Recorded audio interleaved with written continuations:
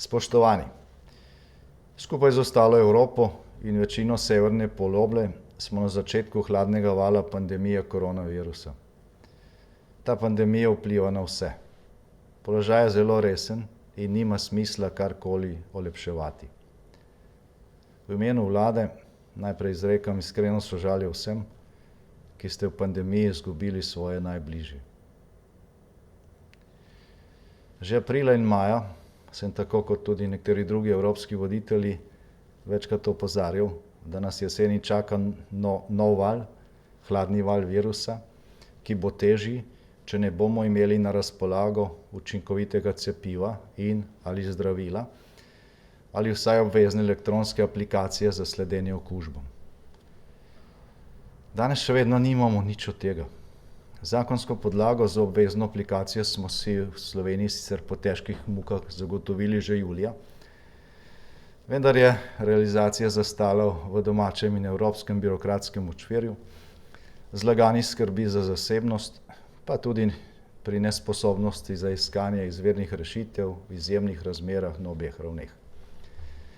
Mnoge je bolj skrbelo, kaj bo dejala informacijska pooblaščenka ali mediji, kot pa koliko ljudi bo moralo trpeti in umreti, ker si nismo priskrbeli orodja, ki ga digitalna doba ponuja vsem. Evropa se sicer po zadnjem sestanku Evropskega sveta prebuja, a zamude v veliki meri ne bo mogoče nadoknaditi pravočasno. Spoštovani Slovenke in Slovenci, državljanke in državljani, dragi rojaki. Od nas vseh, od vsakega posameznika, od vse naše zavzetosti, naše vztrajnosti, trdoživosti, poguma, trme in solidarnosti odvisno, kako bo šlo naprej. Pred vrati je zima. Spremljali smo, kako je zimo ravno prestala Avstralija. Ni bilo lahko. Nekaj podobnega ali mogoče še težjega čaka tudi nas. Ta pandemija ni samo velikanski izziv za zdravstvo, ampak je preizkušnja za celotno človeštvo. Za nas Slovence še posebej. Včeraj mi je znan slovenski pisatelj poslal pismo, v katerem se sprašuje, ali je narod, ki niti svojih mrtvih iz prejšnjega stoletja ni sposoben pokopati brez prepira, sploh zmožen toliko resnične solidarnosti do najbolj ogroženih živih, da bomo zmogli. Prepričan sem, da večinsko to solidarnost vsekakor zmoremo. Ne narekujejo zgolj čustva, ampak tudi zdrav razum. A zgolj večina za uspeh, kot smo videli pretekla 2 meseca, ni dovolj. Potrebni smo vsi ali vsaj zelo velika večina. Plebiscitna večina razuma in solidarnosti. Hladni val pandemije je v zadnjih tednih ogrozil celo zmogljivosti najboljših zdravstvenih sistemov na svetu, kot so nizozemski, nemški ali avstrijski. Nihče nima na voljo neomejenega dodatnega števila zdravnikov in medicinskih sester, prav tako ni mogoče in ni smiselno zaustaviti vseh ostalih nujnih zdravstvenih posegov, saj s tem naredimo le še dodatno škodo, dodatno trpljenje in umiranje. Ko je število okuženih previsoko, zgolj upoštevanje osnovnih preventivnih pravil obnašanja več ne zaustavlja virusa dovolj učinkovito. Edina obramba pred splošnim razpadom zdravstvenega sistema je tako drastična omejitev naših stikov z drugimi. Torej nekaj, česar naše generacije pred to pandemijo niso doživele še nikoli v takem obsegu. Zato je razumljivo, da ukrepi za omejevanje medsebojnih stikov nikjer v demokratičnem svetu niso sprejeti z aplavzom, niti se nikjer ne sprejemajo z lahkoto. Povsod o njih potekajo strokovne in politične razprave. Te so potrebne in zaželene tudi pri nas. Nihče ni nezmotljiv, še posebej ne v položaju, ko moramo odločitve sprejemati v izjemnih razmerah in to v državi s podsistemi, ki se v birokratskih ovirah dušijo celo v najbolj običajnem času. Kritiko vlade in naših ukrepov zato jemljemo kot del demokratične razprave. Vendar pa laži in dezinformacije brisanje razlike med tem, kar je res in kar ni, uporaba dvojnih meril ter poudarjeno poročanje o akcijah, ki zanikajo potrebo po zaustavljanju epidemije ali se norčuje iz ukrepov, ne prispeva k demokratični razpravi. Še več, izničujejo napore večine in še posebej napore vseh na prvi bojni črti, ki se trudijo za omejitev epidemije. Zato pozivamo razne vplivneže, ki trdijo, da vlada sprejema ukrepe zato, da straši in ustrahuje ljudi, da se zaustavijo. Dovolj je bilo.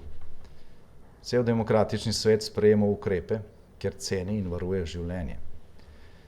Izkoriščanje globalne zdravstvene krize za rušenje je zloraba stiske, je zavržno, ničvredno početje. Po drugi strani pa nam je v teh težkih mesecih izjemno pomagala sama iniciativnost posameznikov, ki so se na vseh nivojih kot strokovnjaki vključili v spremljanje in analizo trendov, preučevanje tujih izkušenj, pripravo lastne proizvodnje zaščitne in medicinske opreme in v pripravo smernic za 5 doslej sprejetih protikriznih paketov. V teh dneh vlada zaključuje pripravo že 6. paketa ukrepov za blažitev posledic epidemije.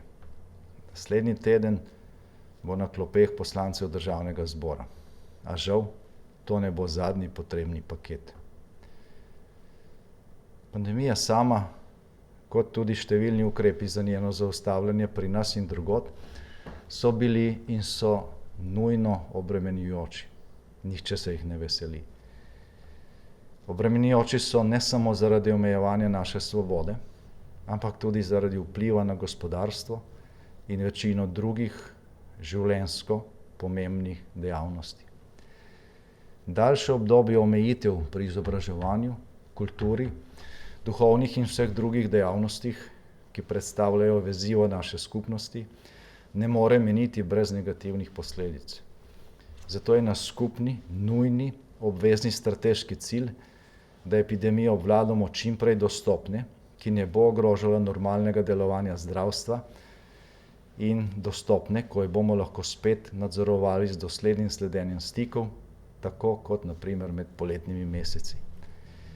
To lahko naredimo, če bomo dosledni.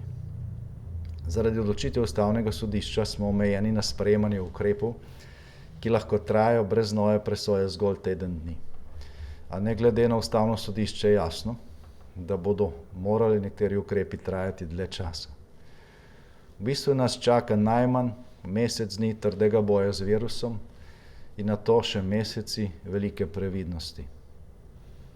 Tako bomo lahko mogoče preprečili tretji val. Ob večji dostopnosti hitrih antigenskih testov bo mogoče na lažji način zamejiti posamezne izbruhe virusa. Če v naslednjih tednih uspešni, bomo lahko Božič in novo leto preživeli bistveno bolj normalno, kot smo preživeli zadnje krompirjeve počitnice. Vsekakor pa bo zima dolga. Zadnji sestanek evropskih voditeljev je menil ob razpravi o ocenah Evropske komisije, ki predvideva možnost splošnega cepljenja v mesecih od aprila do junija prihodnje leto.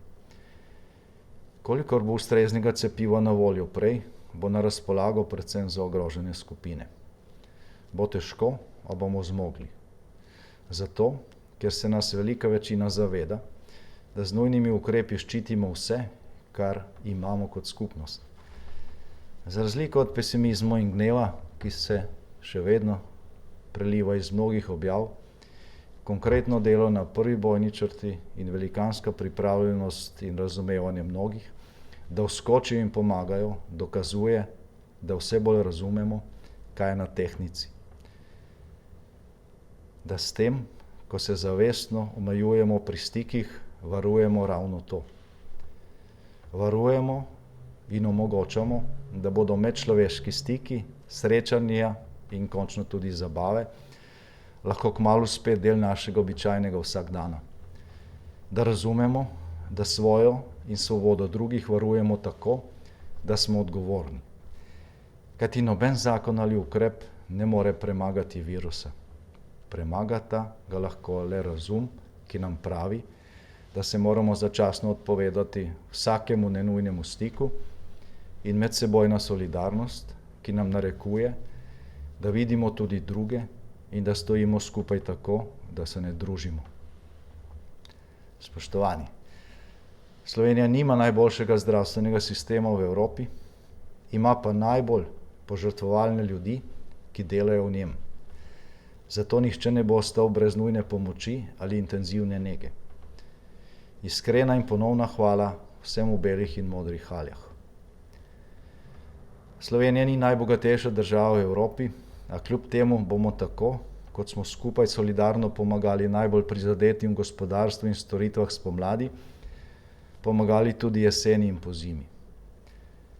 Hvala vsem, ki tudi v teh težkih razmerah poganjate gospodarstvo, nujne storitve, proizvajate in dobavljate hrano in vse ostalo, kar je potrebno za življenje. Slovenija nima monolitne izvršne oblasti, ima namreč koalicijsko vlado. A širša ekipa te vlade, skupaj s strokovnimi ekipami, že od marca dalje, opravlja izredno naporno dvojno delo, polno težkih odločitev, neprespanih noči, upravičenih in neupravičenih kritik, medijskih pogromov in tehtanja preko dvojnih meril. Pravi mali čudež je, da v takšnih pogojih sploh normalno deluje.